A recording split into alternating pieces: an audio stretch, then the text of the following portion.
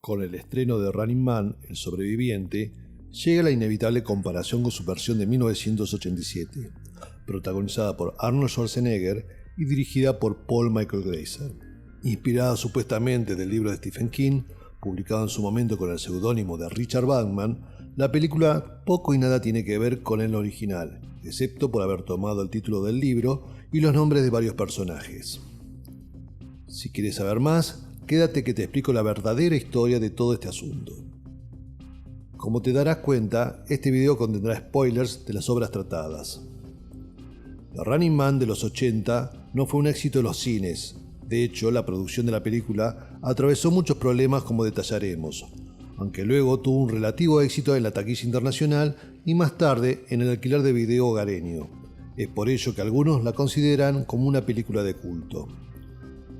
Pero otros la acusan de ser un plagio y que no se ciñe para nada al libro original de Stephen King.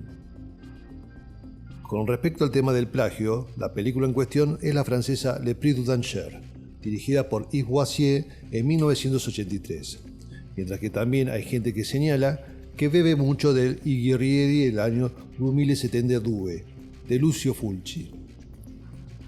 Volviendo a la obra de Boisset, podemos observar en los créditos que se nos advierte sobre la fuente en que está basada y obviamente no es la novela del maestro del terror. Se trata de un relato corto publicado en 1958 en la revista de ciencia ficción con el título de The Price of Peril o El precio del peligro, donde se anticipa de manera escalofriante el género de los realities.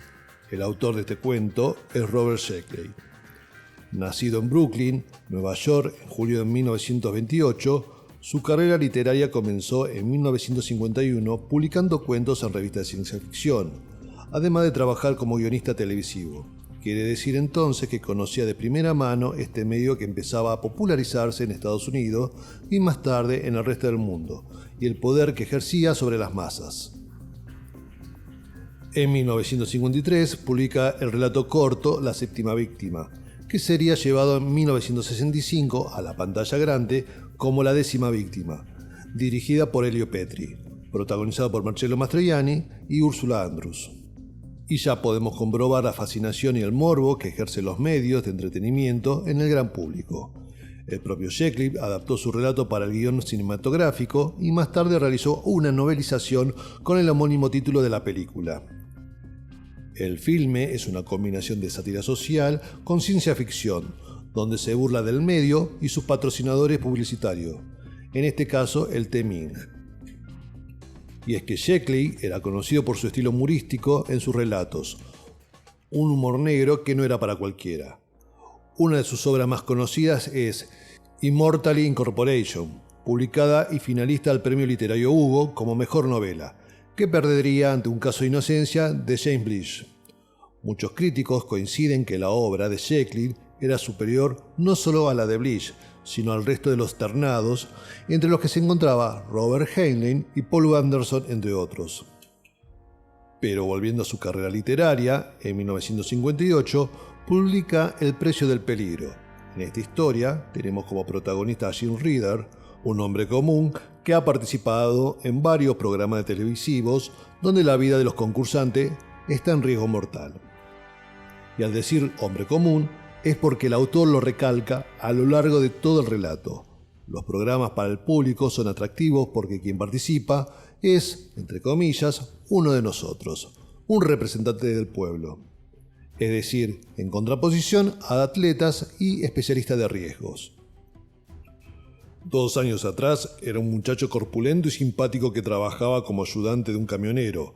No tenía ningún talento, era demasiado modesto para alimentar ambiciones.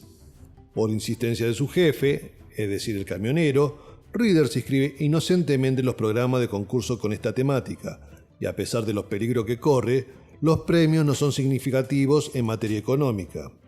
En muchas ocasiones el protagonista consigue salvar su vida en los certámenes, producto más de una buena fortuna que por habilidad o talento propio.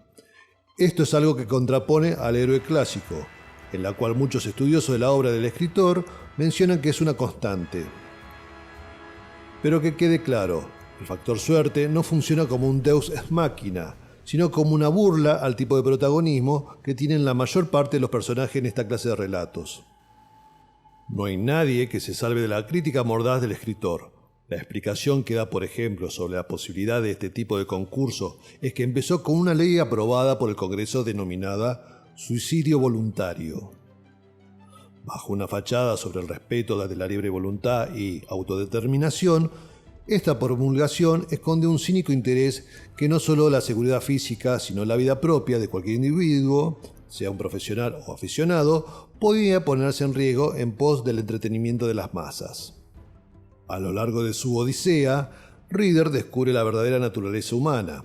En el certamen, gente del público puede ayudar al participante con datos que le llegan para salvar el pellejo. A ellos se los llaman los buenos samaritanos, donde un histriónico presentador televisivo destaca el altruismo e interés por el prójimo.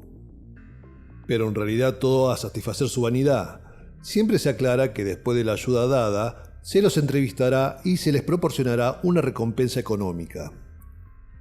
Tampoco se salva a los niños de este mundo, pero de alguna manera podemos considerar que son honestos sobre su deseo de atestiguar el desvivimiento de alguien a mano de unos criminales. Porque sí, quienes tienen la tarea de llevar a cabo el sanguinario hecho son malhechores con prontuario certificado. Tendrán sus problemas con la justicia, pero para el precio del peligro se establece como una suerte de tregua amparados en la ley del suicidio voluntario. El cinismo llega a tal punto que estos hombres son presentados antes del comienzo del concurso y el cínico conductor, en una alarde de falsa moralidad, los ataca por sus antecedentes apoyados por el abucheo del público presente y contraponiendo la virtud de Reader como el hombre del pueblo. Sobre el final, Reader es salvado por enésima vez por una buena samaritana que lo rescata con su auto. En este caso se trata de una bellísima pero fría joven donde lo golpea con una contundente verdad. Su buena suerte en realidad está pergeniada por el estudio de televisión. Si su fin llega antes de lo deseado, se termina el programa. Él tiene que durar, no importa si lo logre o no. Los fallos de los disparos, las aportaciones afortunadas de los samaritanos, porque la mujer mima es parte del programa, son todos ordenadas desde la producción. Pero ahora, para cuando descienda del vehículo, faltando poco para que la emisión termine, comienza el verdadero peligro. Aún así, Reader, en su inocencia, le pide que, si sale librado de esta, sí podría invitarla a salir a ella. La mujer, desconcertada, le termina dando un beso, lo que se interpreta más como un acto de piedad que atracción repentina. Finalmente, alcanzado en el cementerio de una capilla, lugar más que indicado para su final, es herido de gravedad por uno de los matones. Para subrayar este sesgo tragicómico, termina cayendo en una fosa recién excavada esperando la aparición de alguno de sus verdugos. Es ahí donde espera su final, donde termina por comprender todo. Él nunca fue el representante del pueblo, él siempre fue el detestado. El verdadero representante del pueblo, el ídolo de multitudes, es el hombre armado, gente como Al Capone o Billy the Kid. El héroe de esa gente era el frío pistolero de mirada impávida, el hombre sin esperanza o temores humanos. El héroe adorado era ese muerto implacable robot pistolero, y aspiraba a que el héroe les pateara en la cara. Si bien no hay tiro de gracia, ya que se cumple el plazo de tiempo y se da por terminada la cacería, el destino de Gene Reader es ambiguo. Cuando unos médicos del mismo programa lo van a atender, le comunican al presentador algo que no se nos dice. Lo que sabemos viene por boca de este, diciendo que no es el mismo y que será atendido por los mejores psiquiatras y psicoanalistas del país, aunque deja la sensación que el protagonista tuvo un final todavía más trágico, y con un cinismo que hoy en el 2025 ya no nos parece tan extraño. El presentador anuncia alegremente el programa de la semana entrante. La primera adaptación de esta obra provino de la televisión alemana en el año 1970, en el telefilme Das Millionenspiel, traducido por su título como El juego de los millones o La oportunidad de ganar un millón. De hecho, para darle todavía más verosimilitud, una locutora comienza informando que las reglas del juego se ajustaban a la ley federal del 7 de enero de 1973 que promueve las actividades de ocio, Alemania, parte 2, página 965.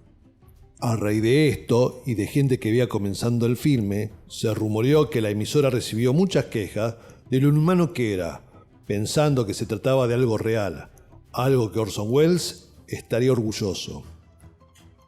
También que muchas personas deseaban inscribirse, ya sea para ser los cazadores, ya sea para ser la presa.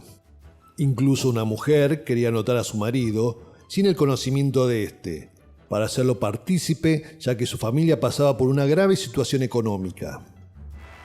Ya en esta versión introduce un elemento que será reutilizado en las versiones posteriores, los números musicales como separadores, además de sketches de comedia y cantante, subrayando la banalización de la vida humana.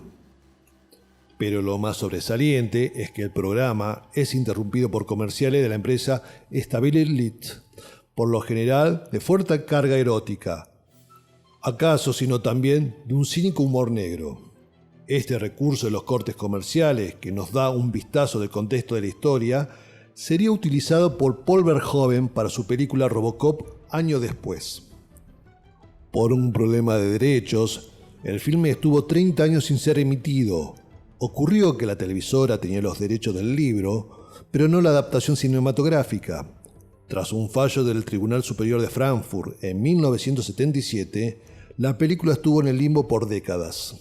Finalmente, en el 2002, el canal pudo hacerse los derechos y fue retransmitida varias veces hasta su lanzamiento en DVD en el año 2009, donde se incluye documentales y entrevistas a los involucrados de la producción.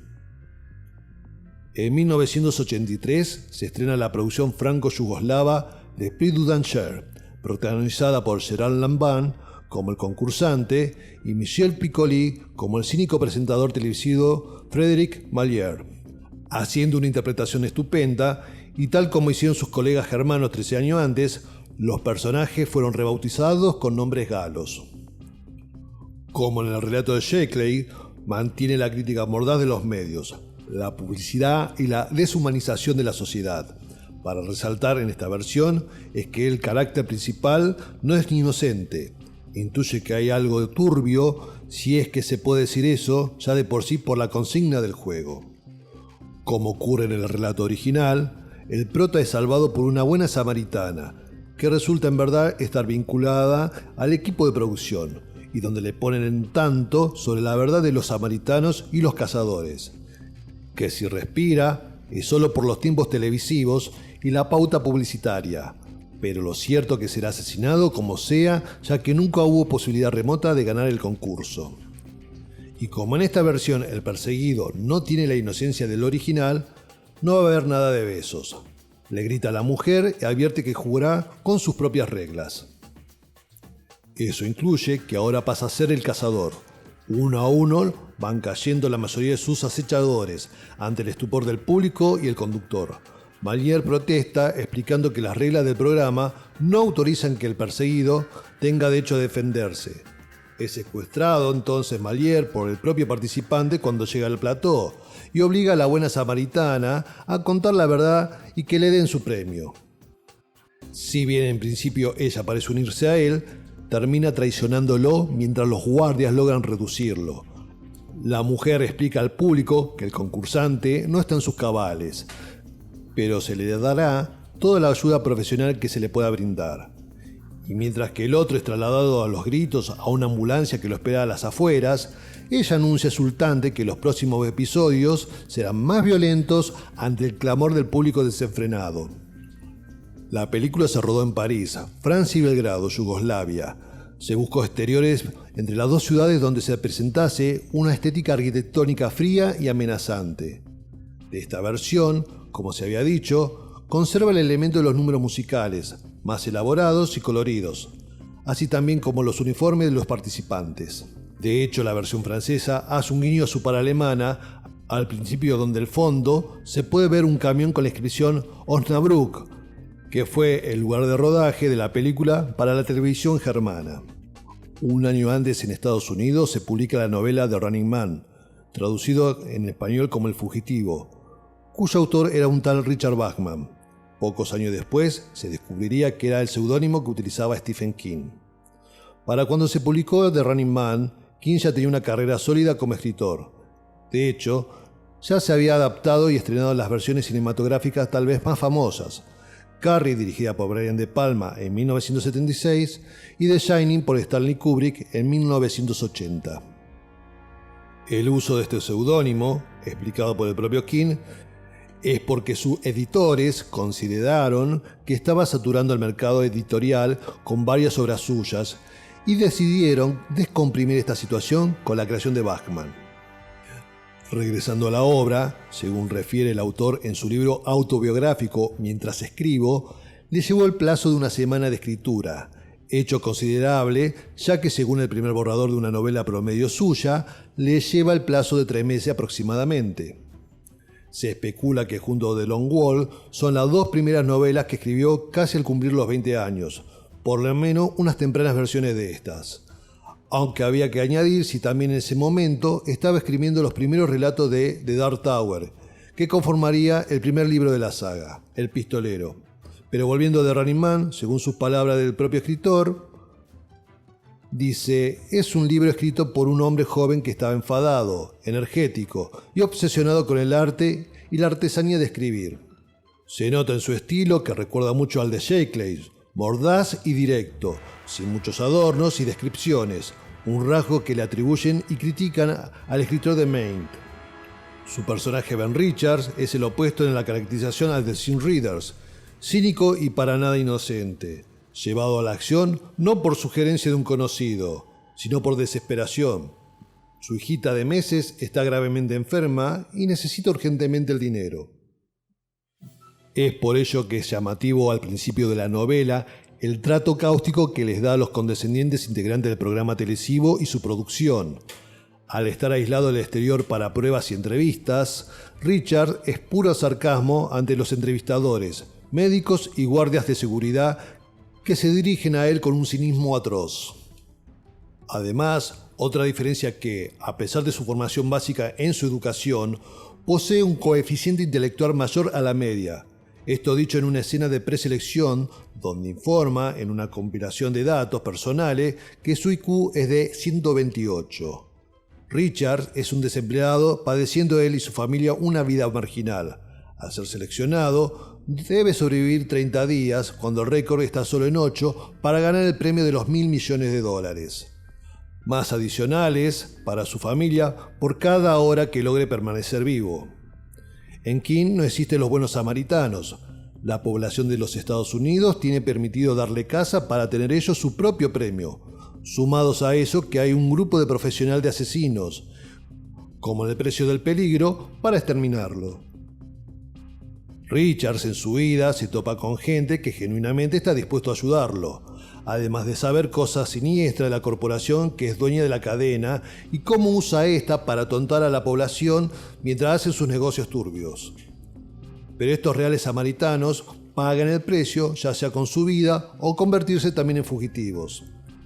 Finalmente, tras un ardid, con el secuestro de una mujer de clase alta y la obtención de un avión Boeing, cree que pone las cosas a su favor, solo para enterarse en el vuelo que su familia ha sido asesinada. Killian, el principal antagonista de la novela, que cumple el rol del dueño de la cadena, le informa que los suyos han sido masacrados, apenas un día antes de comenzado el concurso. Si bien Killian asegura que la cadena no tiene nada que ver, se tiene la duda de que esto sea así. Macon, el hombre que lidera el grupo de cazadores profesionales, hace caer su sonriente máscara haciendo una rabieta de cómo Richards lo humilló una y otra vez con su escape hasta el deceso de algunos de los integrantes de su equipo. A esta altura, intuimos que el evento es tan amañado que invade la duda si estuvieron involucrados con el homicidio de la familia del protagonista. Es por ello que Richards, después de un enfrentamiento armado en el Boeing, donde mueren casi todos, a excepción de él y Amelia, la mujer secuestrada, toma la decisión final. Antes se deshace de ella brindándole un paracaídas para abandonar la nave y luego decide dirigirse hacia el edificio de la cadena. Cuando el impacto ocurre en una fracción de segundo, Killian en su oficina y Richards en la cabina del piloto logran cruzar miradas para ambos finalmente morir. La novela es muy pesimista, si bien King es conocido como el maestro del terror, es una de las veces que se adentra en otros géneros, en este caso la ciencia ficción, más concretamente en la subtrama de la distopía. No encontré información de que Stephen King haya mencionado a Robert Sheckley como referente, pero es evidente que habrá leído su cuento en algún momento. Hay que entender también que se siente a gusto con los grandes escritores del terror y que los mencionan por lo general son a Poe, Lovecraft y a Shirley Jackson, pero es indudable que el cuento de Sheckley ha sido de gran influencia para este trabajo. Volviendo al cine, en 1983, el veterano realizador italiano Lucio Fulci estrena lo que podríamos decir que hasta entonces es la tercera versión de El precio del peligro, aunque de manera no oficial. En mi opinión, es una versión fallida. Diálogos inverosímiles, pobrísimas actuaciones, falta de ritmo y una producción de notable bajo presupuesto para una película que intenta ambientarla en un futuro distante y a la vez familiar, como lo había hecho un año antes con el estreno de la película Blade Runner de Ridley Scott. Pero los méritos de esta película es que varios de sus elementos serían tomados para la siguiente versión.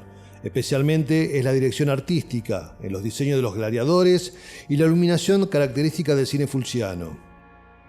The Running Man, estrenada en 1987, es una supuesta adaptación de la obra de King, pero irónicamente, al contrario de lo que ocurría de las versiones anteriores que cambiaban los nombres de los personajes según la nacionalidad de la producción, aquí se los conserva para contar una historia que la verdad, aparte de este dato, no tiene ninguna conexión con la obra de King.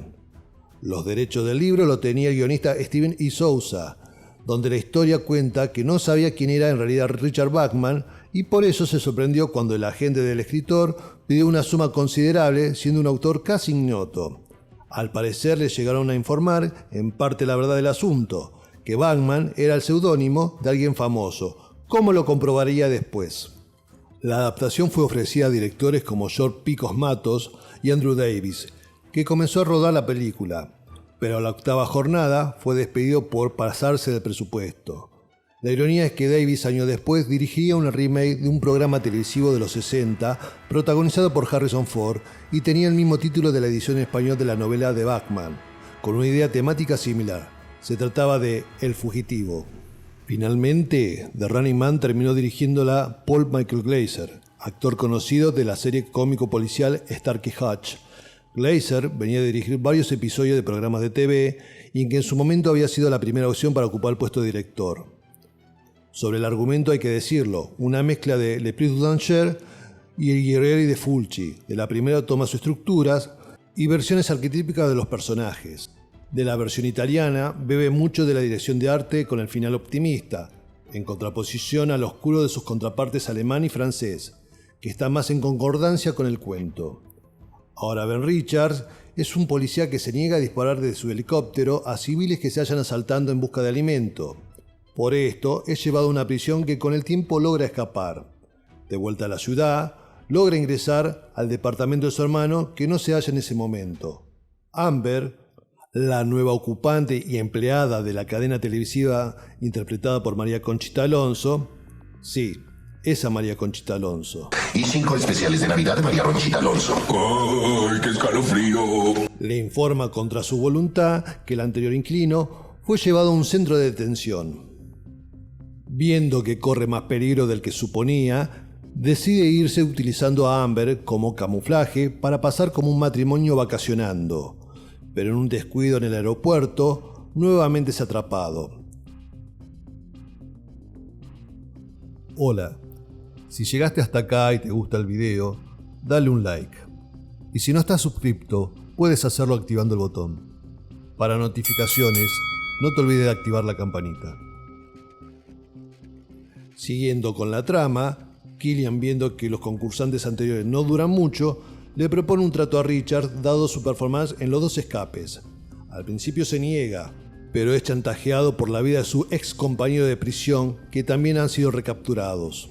Así es como es introducido al programa, no sin antes ser traicionado a último momento por Killian, ya que no respeta el trato de mantener al margen a sus amigos y los 3 son llevados para deambular en un área urbana abandonada y ser así perseguidos por unos estrafalarios cazadores de estilo fulciano. Por otro lado, Amber, viendo las noticias sobre lo sucedido en el aeropuerto, comprueba que los hechos se desvirtuaron asegurando que Richards hirió y asesinó a personas en su fallida huida. Al llegar a su trabajo y acceder a los archivos, se percata que no solo lo del aeropuerto, sino que la noticia de la primera detención de Richards fue manipulada y falseada. Para su mala suerte, es descubierta, obligada entonces a participar en el concurso presentándola como la amante de Richards. Y como Schwarzenegger, vence a todos sin problemas, aunque sus acompañantes masculinos no corren la misma suerte porque no son Schwarzenegger. Ni tampoco le ocurre un destino fatal a María Conchita Alonso, que a nadie se le escapa que a estas alturas es el interés femenino del héroe y por ello tiene la vida asegurada desde el poder mismo del guión. Como la película de Fulci, Richards, Amber y un grupo armado deciden atacar el estudio de televisión para darle fin a la tiranía del entretenimiento. Obviamente todo sale según lo planeado, con el plano final de nuestro héroe, dando el beso a su ahora novia. Sobre la película, obviamente King dijo que no tenía nada que ver con su obra. Hasta consideró que el último actor que se le hubiera imaginado para Richards era Arnold, ya que su Richards era un hombre con cierta desnutrición dado su miserable vida, aunque habituado al trabajo físico.